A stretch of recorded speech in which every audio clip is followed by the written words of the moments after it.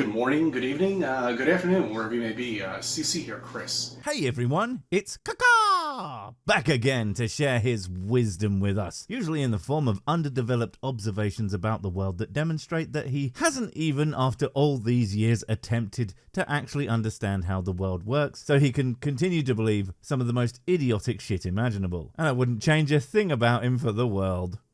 From New York, Westchester County, it's 1:30:24. Okay, so I would change the intro. Still don't understand why he does it. I get that it's stolen from some other show that he likes, but that doesn't make it sound good, especially when it's coming out of his face. I think that I should write a new one for him. A Cirsic went to CCC to see if he could see CC, but all that he could see was CC acting like a dumb CUNT. Perfect. Okay. There's a couple things I have a problem with. Oh god, there's so many things that I have problems with when it comes to the videos that you make. One, what the fuck is this opus format? And why do you insist on filming in a square aspect ratio, since it makes you look like a tiny little micro man in your gigantic kitchen? Although, to be fair, that wouldn't be a problem if you fucking edited it afterwards so that it would fit into people's screen aspect ratios, because no one but a massive arsehole has a square monitor these days. Yes, that is projection. Alright, and that is gravity, of course. Every flat earther has that problem. Well, yeah, of course it's a problem for multitude reasons. One, that they can't seem to grasp that there is no up in space. Two, that gravity loves to pull large objects into ball shapes. Three, that if the Earth were flat and somehow didn't fall into a sphere shape as it rightly should, that would make the gravity of that object, it would be fucking bizarre, because if it's anything like a square planet would be, the outer reaches would be weak AF and the center would be such high gravity it would pull you towards the center, among other oddities that we don't see for some reason. Oh right, because it isn't fucking flat. Of course, why didn't I think of that? Now, my problem with gravity is... Is it the way that when you bend over to pick up your marbles, you fall down and hit your head for the 75th time today? It's not so bad anymore though. The pain stopped happening a while ago, and the words that my brain used to shout at me saying, "Don't say that stupid shit," are all completely gone. I really did not need that kind of negativity in my life. If you ever been to the Dead Sea? No, I never needed to. Turns out that since alcohol is less dense than water, and I am 99% pure whiskey, I will float on literally any kind of large body of the stuff that I approach without even trying. So the Dead Sea isn't much of anything to me, really. Plus, there's hardly any dead people in it. Well, you know, after I visit, anyway. Salty. See, I've never been out there. You've never been somewhere? Oh, I'm shocked. A flat earther not having explored their very flat earth. I mean, that never happens. As we all know, they're constantly going out and discovering things that prove what they have been saying all along. The edge of the flat earth, the hole in the center, the penguins that guard the ice wall, all of it, all the time, just overwhelming us with examples of flat earth truth. And not spending all day sharing fucking memes with each other. Although, even if that's all they did, that's a fine basis for a worldview. I mean, look at this classic science textbook. I'm sure somebody has been out there, and apparently you can just float out in the middle of the ocean out there. You're sure somebody has been out there? Chris, how many people do you think there are? You know there's more than like 5, right? I mean, last time I counted, there were at least 700 or 800. So yeah, I'm pretty sure people have been out there. I mean, how else would they know that's where you put all the salty corpses? And just not move and just float. Man, that sounds pretty great. I mean, in all seriousness, my ideal existence is a big private pool, a big floaty for myself, and smaller floaties for each of my thousands of drinks. Every day, forever. Can't tell me that you're not pissing yourself with envy at that idea, can you? Be honest, everybody wishes they were me. Except for me. But that's mostly because I'm a wanker. Now, where does the formula come to figure out the force of gravity? right here, buddy. You just have to go looking for it instead of waiting for it to come to you. I know that it's wild that in order for your questions to actually be answered, you should, go look. But I promise you, it's significantly more effective than making shit YouTube videos with bad aspect ratios and expecting the answers to just come out of thin fucking air. It's almost like their mantra of do your own research means do no research. Only conclude things based on the answers you won't be getting because you aren't even trying to get them. In a pool of water, in an ocean of water of the Dead Sea, and you're not being brought down.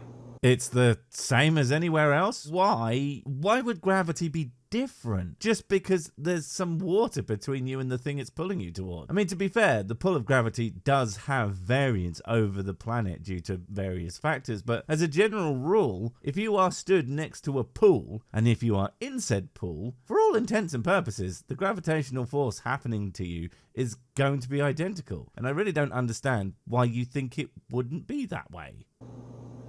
Well, you're going to say that salt will...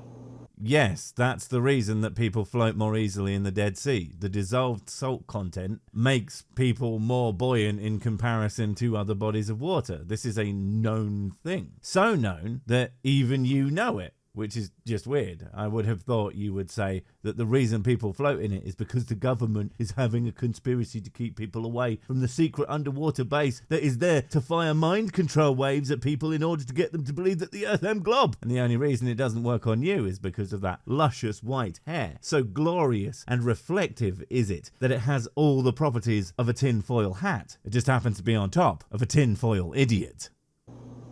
No, that doesn't make any sense. No, Squawk! You are confusing something that doesn't make any sense with something that doesn't make any sense to you. Those aren't the same thing. See, a thing that doesn't make sense is usually something that doesn't work, doesn't have any explanations that back it up, and isn't reflected by reality. And something that does make sense has basically the opposite characteristics. It works, has explanations, and is reflected by reality. Basically, it's the difference between flat Earth and gravity. Isn't that convenient? Why would that have any effect at all?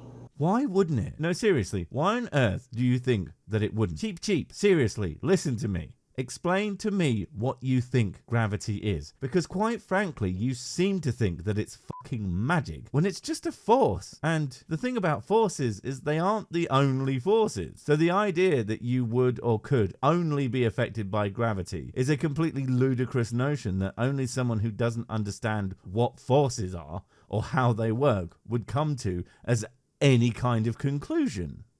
Gravity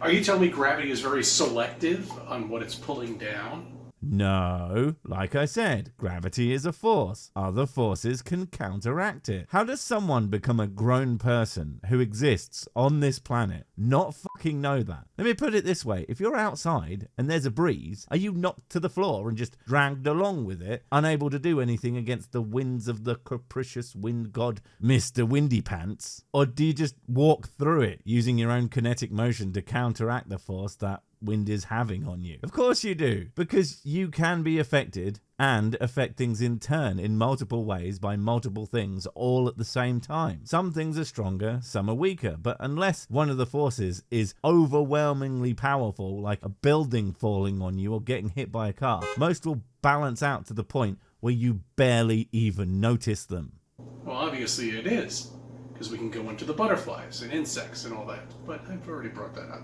Gravity is selective because butterflies. Look, bird noise, I have said a lot of things about you in my time. I've said that you're dumb. I've said that you don't understand how anything works. I've said you're lazy and that you don't know how to do proper research. But honestly, most of that is just me giving you a hard time in the hopes that maybe you'll get mad enough at me to try and prove me wrong and actually, not be those things. It hasn't worked so far, but if you think that because a butterfly, I assume flies, that somehow means that gravity is being selective, I'm gonna have to say you are truly a very silly man with no caveats. Because listen, but can you jump in the air? Well, how would that not be gravity being selective? Or is it you using your own energy to momentarily overpower gravity's effect on you? Because what happens when a butterfly stops flapping? Does it just remain suspended in the air? Or does it fall to the floor? So clearly, the flapping has something to do with why they're airborne. Not because gravity gives a shit either way. What about Mercury? Hey, it's the classic squawk bait and switch. He brings you in, starts talking about the Dead Sea and salt, and then bam, we're in space. I think because he knows it's not something we can easily go to, and he would never go anywhere anyway, so he can say what he likes about it, and it gets to be true by the infinite power of bullshit. Give me a pool of mercury. Oh, never mind. He meant like the metal stuff. And wait, no, definitely not. That shit is like hella toxic, dude. I would not trust you with a pool of mercury. I wouldn't even trust you with a pair of scissors that they give to ickle babies. You are enough of a hazard to yourself and others as I see it. We don't need you running around with a bucket of T1000 jizz as well. Okay.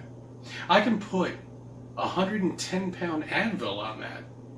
Oh, fuck me. Now he wants a massive fucking anvil. Look, man, I appreciate that you want to do one of those cool-looking experiments that you saw on the YouTube. Although, unfortunately, probably only after one of your dipshit flat earth mates shared it with you with the caption, "See?" and nothing else, as if they just refuted the entirety of science in a single clip. Disregarding the fact that we already know about it and are unsurprised to see it happening, it's the same reason wood floats on water and why people float in the Dead Sea. But the thing is, gravity is still happening on all those things, because otherwise it wouldn't be on the surface upon which it floats. It would just be like what doesn't happen to unflapping butter boys. It would be suspended where it was placed. The only reason you know anything floats on something else is because gravity is pushing those things together.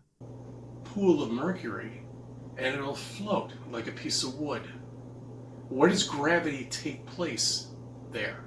It takes place at just about exactly fucking everywhere. Here, let me draw you a visualization that even a toddler could understand. So, you know, a little bit above your education level, but I don't think shit-smeared pieces of paper are going to translate to a general audience. So we will just have to hope that you can understand. You have got gravity pushing down. I mean, it's more of a pull, but that's not really relevant. And then you have Mercury pushing up, although this is also not quite accurate as a representation of what it's doing, as it's more displacing anything that's not denser than itself. But again, for our purposes, pushing up works. If the gravity force pushing down on the anvil toward the Earth and the push of the Mercury up are about the same, then it's just going to sit there, isn't it? That doesn't mean that elsewhere the gravity isn't any different. If you drop the anvil into water, the water up force isn't as strong as gravity, so gravity overwhelms it. In both cases, the gravity doesn't change. It's the medium that it's interacting with, and that's it. It really isn't complicated, but I am sure you will find some way to fuck it up.